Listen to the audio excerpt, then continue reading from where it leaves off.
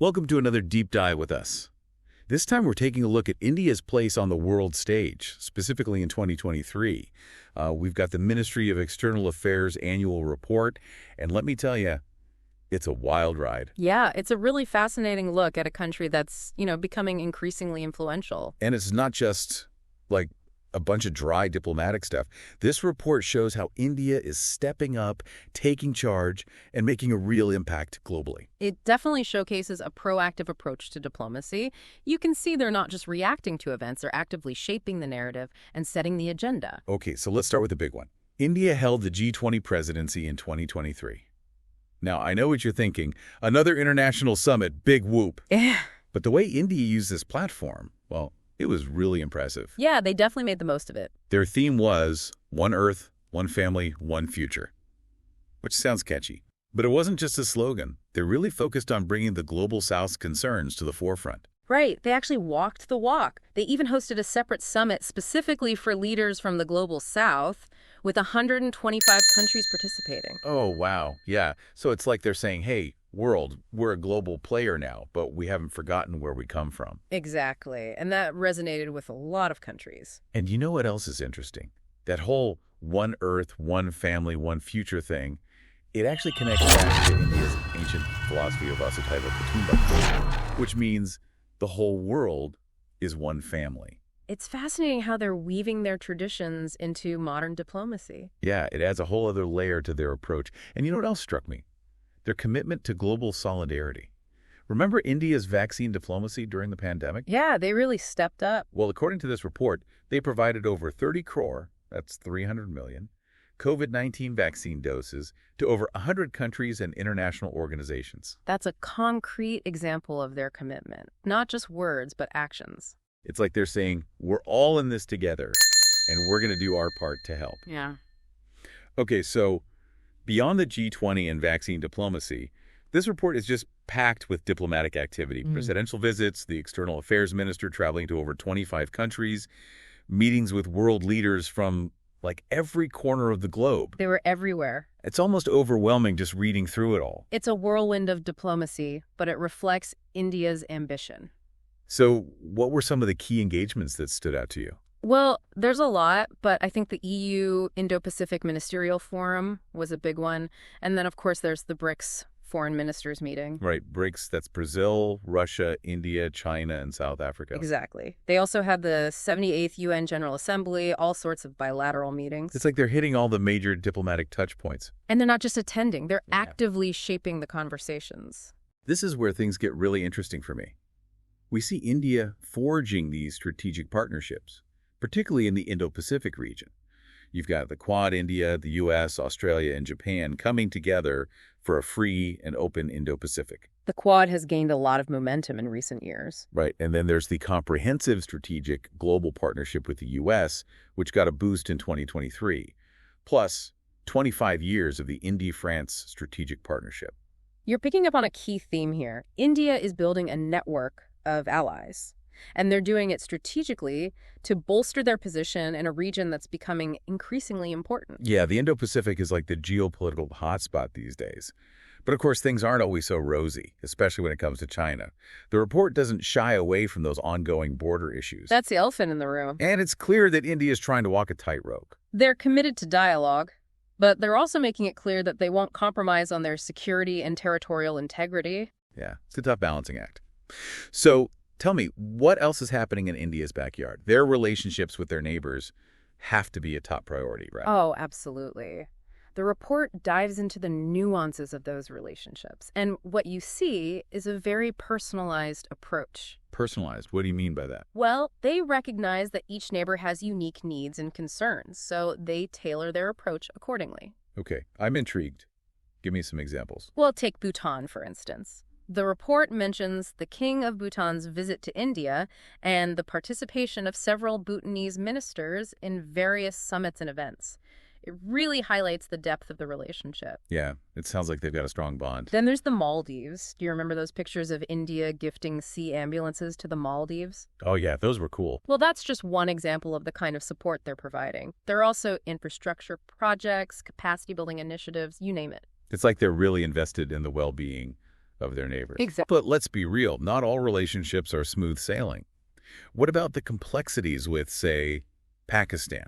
Well, the report doesn't sugarcoat things. They acknowledge the security concerns. Right, there's a long history of tension there. But interestingly, they also highlight instances of cooperation, like facilitating religious pilgrimages between the two countries. It's like they're trying to find those points of connection, even amidst the tension. Exactly. It's about keeping those channels open. So even with those tricky relationships, they're trying to build bridges. I like that. Now, zooming out a bit, it's clear that India is not just focused on its neighborhood. They're really making waves in the big leagues of global diplomacy. Right. They're stepping onto the world stage in a big way. And this report shows how they're using their influence to champion the global South. They're making sure those voices are heard. Absolutely. But it's not just about talking. They're taking concrete actions.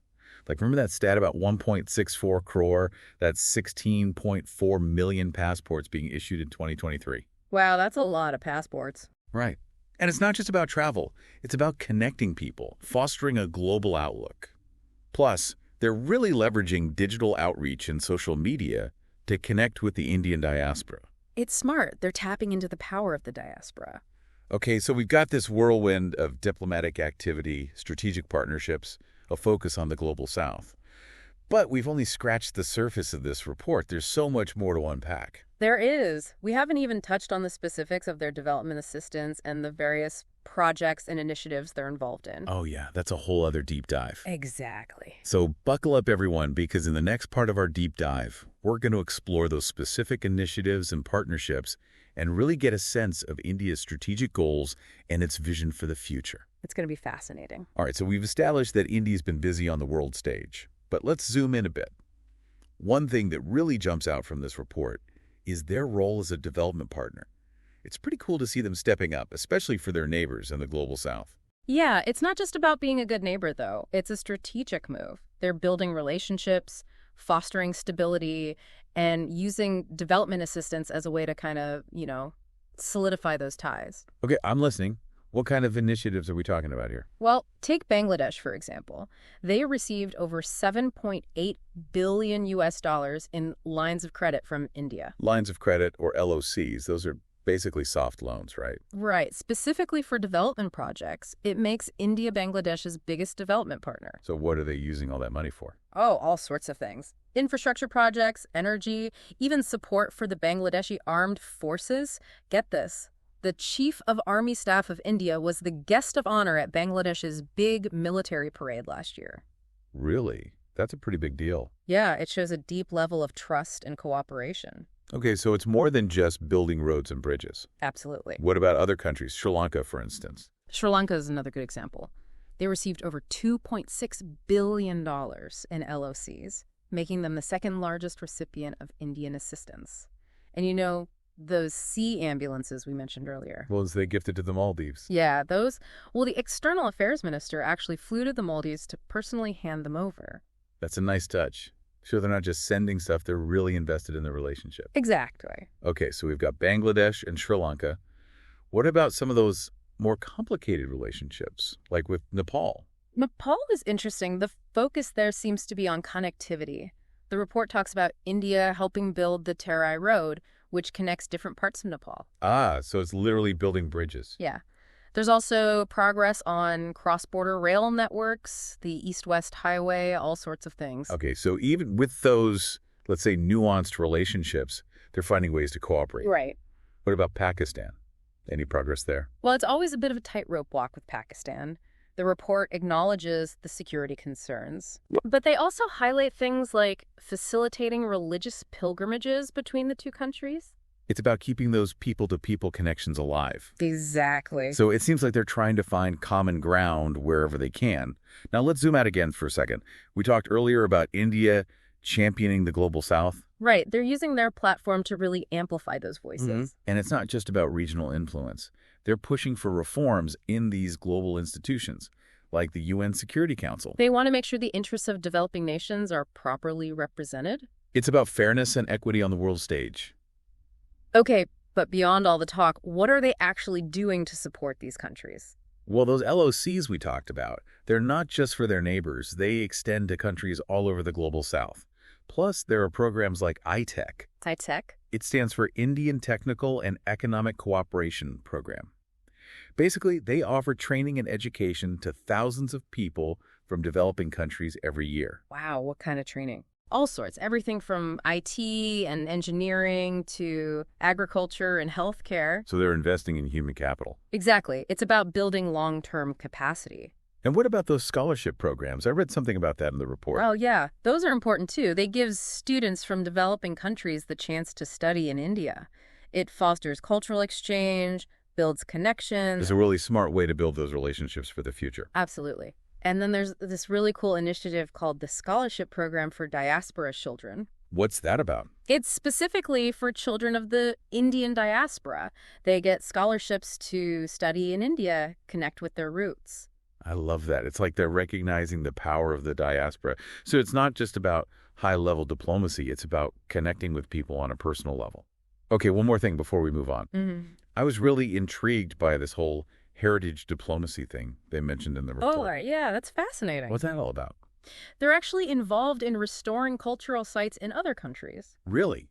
Like what? Well, they're helping restore temples in Cambodia, Buddhist monasteries in Nepal, all sorts of things. That's so cool. It's about preserving history and culture. Exactly. It's a different way of thinking about development. Okay, so we've got development assistance, cultural exchange. But what about the economic side of things? Ah, yes. India's economic diplomacy is a whole other story. Tell me more. Well, the report highlights the impressive growth in trade between India and Latin American and Caribbean countries. Really? That's interesting. Yeah, it's a market they've been focusing on. They even inaugurated a new Indian embassy in the Dominican Republic. Expanding their diplomatic footprint. Exactly. So it's all connected. Trade, diplomacy, development. It's a multi-pronged approach. And what about attracting foreign investment? Is that a priority for them? Oh, absolutely. They're actively working on investment treaties, negotiating new agreements. They want to make India an attractive destination for foreign investors. Makes sense. So they're really firing on all cylinders. They are. And there's one more area I want to touch on, maritime security. Oh, yeah, I read something about that in the report. It's becoming increasingly important, especially with all the, geopolitical tensions in the Indo-Pacific. So what's India's role in all of this? Well, in 2023, they actually upgraded their status in the Combined Maritime Forces. The Combined Maritime Forces. It's a multinational partnership that focuses on combating piracy, terrorism, and other maritime threats. So they're taking more active role in securing the world's oceans. Exactly. It's a smart move. Shows they're committed to working with other countries to create a safer maritime environment. Right. And this commitment to multilateralism extends to other areas as well. The UN, the Shanghai Cooperation Organization, BRICS, IBSA, they're really engaged in all the major forums. Okay, before we wrap up this part, I have to ask about something I found really interesting.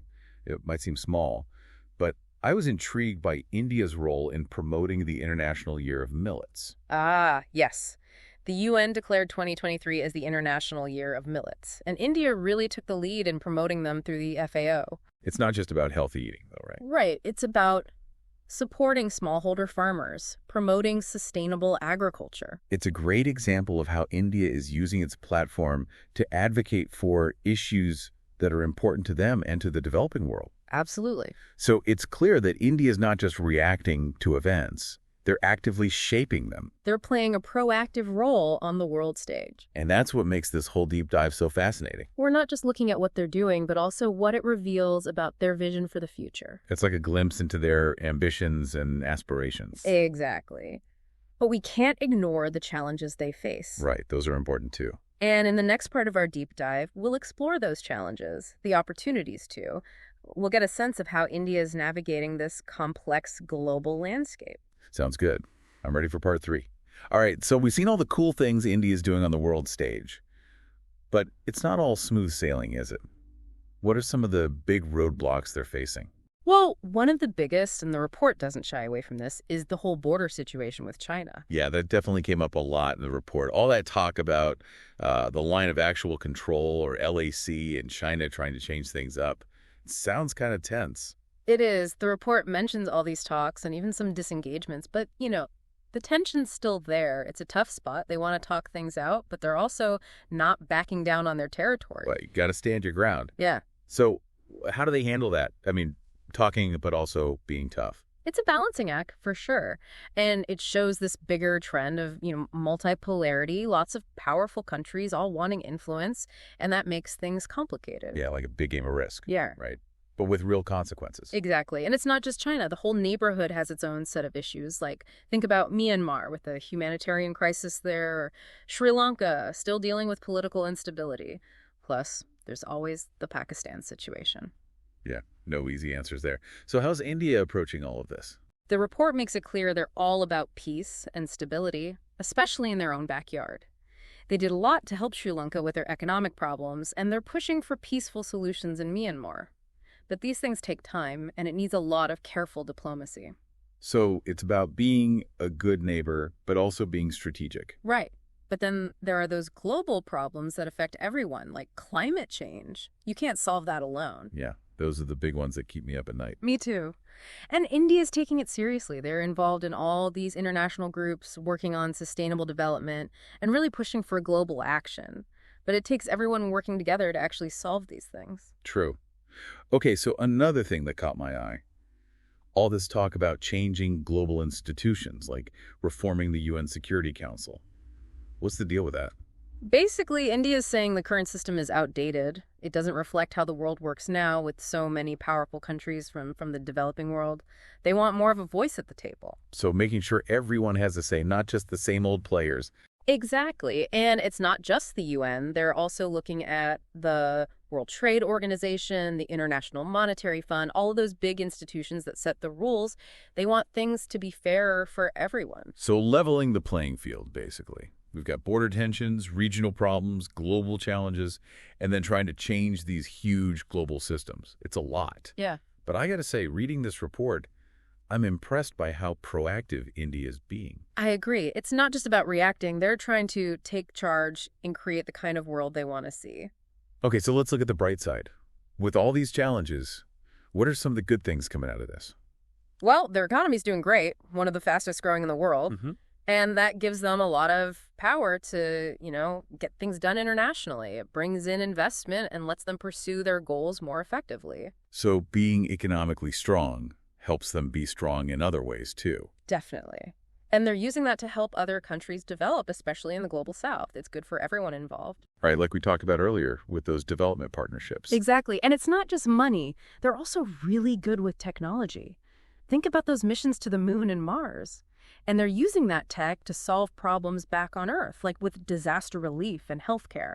Plus, they're leading the way on renewable energy. Yeah, that's huge, especially with climate change. Okay, so they've got economic power, technological skills, but what about, their cultural influence? That's big, too. Think about Bollywood, yoga, Indian food. All of that creates connections and makes people see India in a positive light. Yeah, they've definitely got that going for them. It's more than just being cool, though. It's about sharing culture and building relationships. It's a softer kind of diplomacy, but it's powerful. Winning people over through shared experiences. Right. And then there's the whole idea of India wanting to change the way the world works. They're looking to create a fairer system where everyone has a chance. It's a big goal, but they're putting their actions behind their words. So even with all the tough stuff, there's a lot of hope and potential. I think so. This report shows how much India is doing, and it gives a glimpse of what they hope to achieve in the future. Well, this has been an amazing journey learning about all the things India is up to. Thanks for breaking it all down. My pleasure. And to everyone listening, if you want to go even deeper, check out the full report from the Ministry of External Affairs. It's really fascinating stuff. Yeah, it's definitely worth a read for anyone who wants to understand India's role in the world today. And that wraps up our deep dive into India's international relations. Thanks for joining us, and we'll see you next time.